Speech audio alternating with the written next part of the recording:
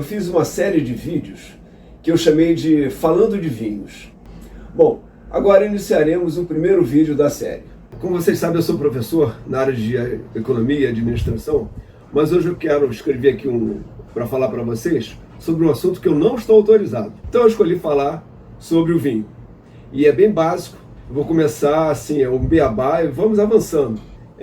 Tem uva para comer e tem uva para fazer vinho. São coisas distintas, tá? Aquela que a gente compra na feira, no supermercado, no hortifruti, não serve para fazer vinho, é só para comer. As uvas para fazer vinho são todas originárias da Europa. Não tem nenhuma aqui das Américas, tá? Nem da América do Norte, nem do Sul. Há centenas de variedades de uva, tá? Ou castas, como costumam falar.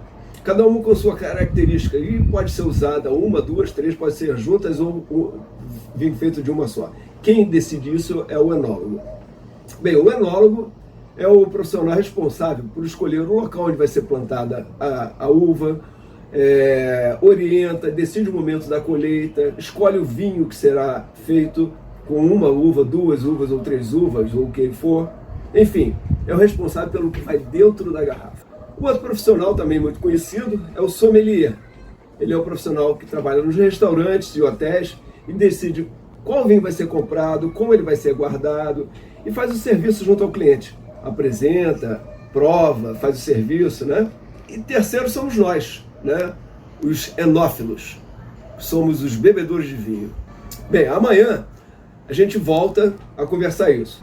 Quem quiser fazer perguntas, tirar dúvidas, pode postar para mim que amanhã eu respondo essas dúvidas. Fiquem totalmente à vontade.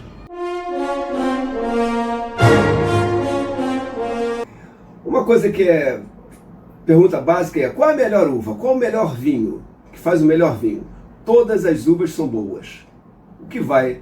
Elas têm características diferentes. E aí vai atender a um, vai atender ao outro. O que é melhor para mim pode não ser o melhor para você e assim por diante.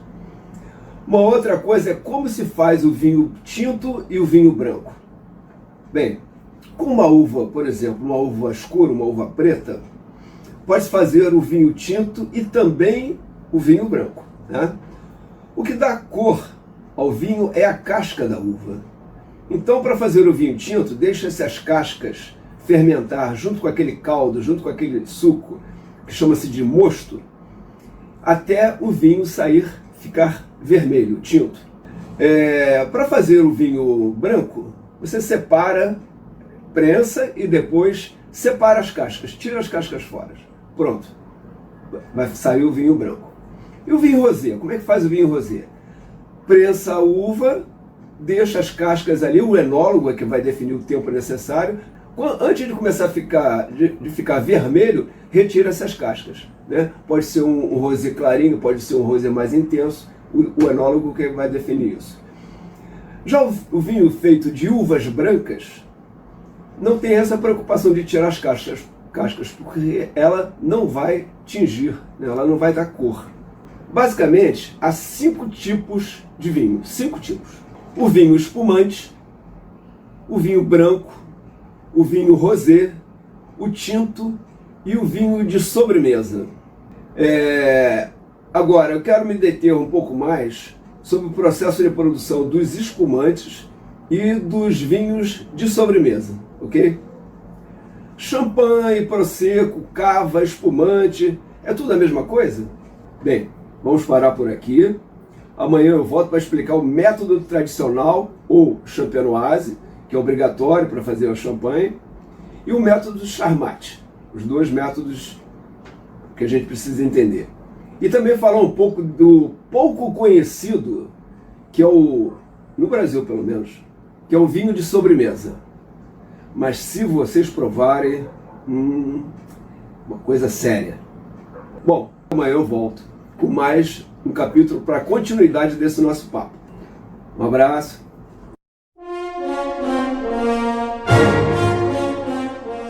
Olá, pessoal. Bem, nós vimos no último encontro, nós falamos sobre o vinho branco, o rosé e o tinto. E ficamos de entender melhor, conhecer o espumante, né, o vinho espumante e o vinho de sobremesa. Existem 2 métodos mais conhecidos para produzir os espumantes.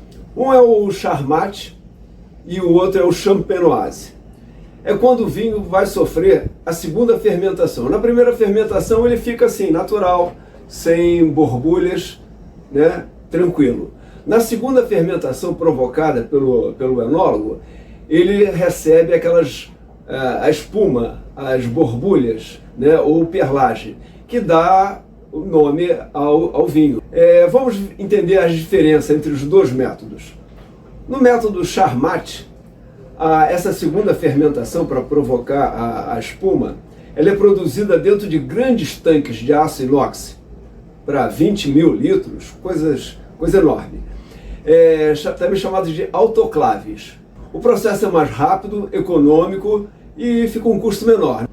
Já o método Champenoise, que foi criado, tudo isso foi criado lá na França, que é considerado mais nobre, né? Porque essa segunda fermentação ela é produzida dentro da própria garrafa. Tá? É uma técnica, ela é mais demorada, requer mais cuidados na sua produção e por isso também fica um pouco mais caro. Bom, para falar as pessoas me perguntaram também sobre o champanhe.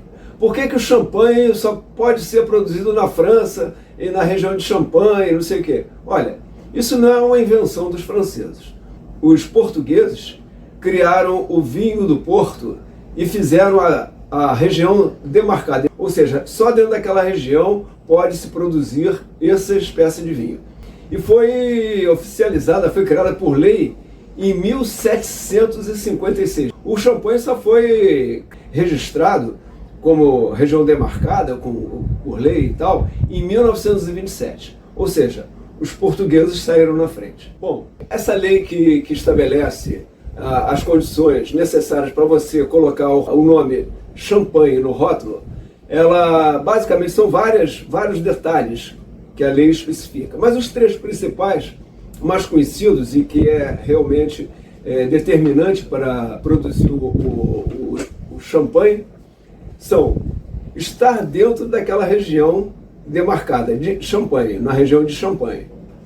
O segundo quesito é ser produzido pelo método Champenoise. Isso que eu já expliquei, que é produzido, a segunda fermentação é produzida dentro da garrafa e não naquelas grandes autoclaves. O terceiro elemento necessário para se observar pela lei é ser elaborado com 3 uvas, que é a Chardonnay, a Pinot Noir e a Pinot Meunier. Para vocês terem uma ideia, o champanhe é um vinho branco, é um vinho espumante branco. Das 3 uvas, só a Chardonnay é uma uva branca. A uva Pinot Noir e a uva Pinot Meunier, elas são uvas tintas, mas produzem o vinho branco, o champanhe. Bem, hoje ficamos por aqui.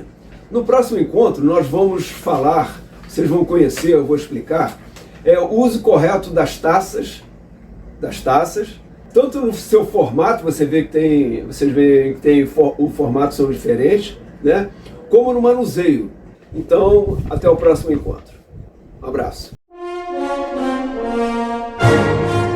Olá, amigos.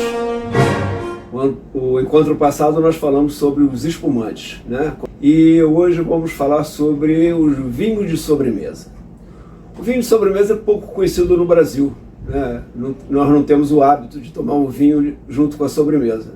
Mas não há quem resista a um vinho de sobremesa, uma tacinha após uma refeição. Ao contrário dos vinhos suaves, que tem muita gente que no Brasil gosta do vinho suave. O vinho suave, ele recebe açúcar depois de pronto. O vinho de sobremesa, ao contrário, ele usa o açúcar da própria fruta, da própria uva, né? Então ele é naturalmente doce. Basicamente há 4 técnicas, 4 métodos de produzir o vinho de sobremesa, né?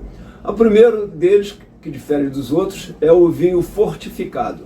No caso, um exemplo é o vinho do Porto. O vinho do Porto é um vinho fortificado. Ele recebe uma dose adicional de um aguardente, que é para ele, e ele é mais forte, a graduação alcoólica dele é maior e ele fica doce. Os 3 outros métodos, as outras 3 técnicas de produzir vinho de sobremesa no fundo, são muito parecidas. Ou seja, ele é feito com uva desidratada. A uva, ela desidratada, ela vai perdendo a sua água. Desidrata, o nome já diz, né? Ela vai perdendo a água que contém dentro da uva, e o açúcar que está ali dentro, junto, né, que é o açúcar da própria fruta, ele não consegue evaporar. Então ele fica. Então fica uma uva com uma alta concentração de açúcar. E esse açúcar, na transformação, uma parte vira álcool, como todo processo de fermentação, o açúcar vira álcool. Mas como ele tem um excesso de açúcar, fica um resíduo de açúcar, então ele fica naturalmente doce. Dessa técnica de usar a uva desidratada, também existem 3 técnicas, né? A primeira é deixar que a uva fique desidratada na própria parreira, na própria videira, tá? Vamos dizer, ela é colhida 2 meses, 3 meses depois da época. Então ela vai desidratando, ela vai murchando, ela vai perdendo água. Ou seja, quando faz o vinho, ele fica doce, né? Porque a uva estava com excesso de açúcar. A segunda forma de fazer o vinho de sobremesa é fazer com a uva passa. Chama de pacificação. Pega as uvas, colhe na época normal, escolhe as uvas que vão ser utilizadas e coloca no chão, nas esteiras, para que ela vá naturalmente desidratando, ela vai murchando. O terceiro método de fazer o vinho de sobremesa é com a uva botrytizada. Botrytizada é a uva que recebe um fungo, que esse fungo suga o líquido que está dentro da uva, né? É a chamada podridão nobre. Sobremesas com chocolate. Essa uva, depois que é sugada por esse fungo, ela fica murcha, que nem a pacificada e que nem a outra, né? A colheita tardia, e fica doce naturalmente. São os melhores vinhos de sobremesa, são produzidos com esse método, da uva botrytizada, ou podridão nobre. O vinho do Porto, que é o vinho de sobremesa tinto, né? Doce tinto, ele é próprio para acompanhar um tiramisu. Todas as outras sobremesas feitas com fruta, torta de fruta, cheesecake, essas sobremesas clarinhas e doces, elas são acompanhadas pelos outros 3 tipos de vinho. O vinho de colheita tardia, o vinho de pacificado e o resultado da podridão nobre. Sugiro a vocês irem, quando forem ao supermercado, eles têm lá as garrafas de vinho de sobremesa. No rótulo vocês vão ler a colheita tardia. As pessoas me perguntam, qual desses vinhos eu devo tomar? Todos. Um abraço a todos e no próximo encontro a gente vai falar de um outro assunto muito interessante. Me aguardem.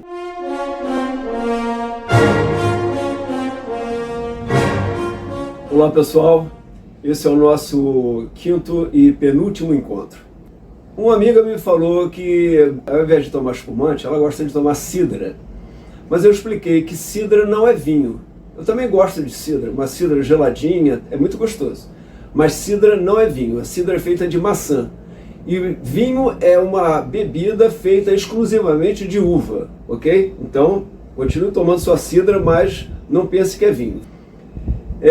Hoje eu vou me concentrar mostrar a diferença, o que é folclore, o que é frescura, do que é correto, do que é necessário, do que é verdadeiro, o que faz sentido, né, no mundo do vinho. É que o mundo do vinho, ele é cheio de rituais. Alguns nós deixamos para os enólogos e para os sommeliers, que são os profissionais do vinho. Outros a gente deve fazer, deve cumprir, porque garante que a gente está fazendo a coisa correta. Por exemplo, para a gente garantir que não estamos tomando um vinho estragado, um vinho passado, nós temos que cumprir 3 rituais. São os seguintes. O primeiro, não precisa cheirar a rolha, deixa isso para o profissional, ele vai. É só olhar para ver se a rolha está com a ponta molhada. Isso garante que ela estava bem guardada, a garrafa estava deitada. O segundo é rodar o vinho. Rodar o vinho não é frescura, tá? Você precisa saber para que serve, né? Não é só ficar rodando até o vinho ficar tonto. É para quê? Para a gente observar a cor, se a cor está firme, se ela não está além da cor necessária, que é esse amarelo clarinho, né? Verificar a transparência do vinho, se o vinho não está embaçado, né? E liberar os aromas. O vinho, quando fica dentro da garrafa, os aromas ficam meio tristes, meio encabulados. Quando você roda o vinho, você libera os aromas. E aí você pode cheirar o vinho. É necessário cheirar o vinho, sim, porque pelo aroma você também descobre se ele está ruim, se ele está estragado, se ele está passado, né? E segura-se pela haste. As pessoas falam, não, tem que segurar pela haste. Sim, tem que segurar pela haste. Se você segurar o vinho aqui, primeiro, você não vê o vinho, né, legal, você não vê a transparência, não observa com todo o potencial a cor do vinho, e também porque a nossa mão ela tem uma temperatura do corpo, 36 graus e meio. Quando você segura aqui no copo, né, você está esquentando o vinho. O vinho, esse por exemplo aqui, que é um vinho branco, ele tem que estar numa temperatura baixa, né, em torno de 12 graus. Se você começa a segurar, ele vai esquentando. Tá? Então evita segurar no copo. A haste foi feita desse tamanho, que é exatamente para a gente segurar. Por último, é bom lembrar que o vinho é um complemento alimentar. Ele é uma bebida para acompanhar as refeições. Embora em alguns países, principalmente na Itália e na França, é muito comum o pessoal, após o expediente de trabalho, parar nos cafés, nos bares, né, nas praças e tomar uma taça de vinho, principalmente o branco, o rosé ou um espumante. É um ritual que eles fazem antes de ir para casa, né? Assim, para relaxar depois do trabalho. Aqui a gente toma um chopp, né? Lá eles tomam uma taça de vinho branco, rosé ou espumante. No próximo e último encontro, nós vamos falar de uma coisa muito interessante, que é a harmonização, que é a combinação do que a gente come com o que a gente bebe, né? Que vinho eu vou tomar, que garrafa eu vou abrir para comer determinada refeição, né? É melhor um tinto, um branco, um espumante? O que eu faço? Tá? Então no próximo encontro nós vamos entender um pouco mais.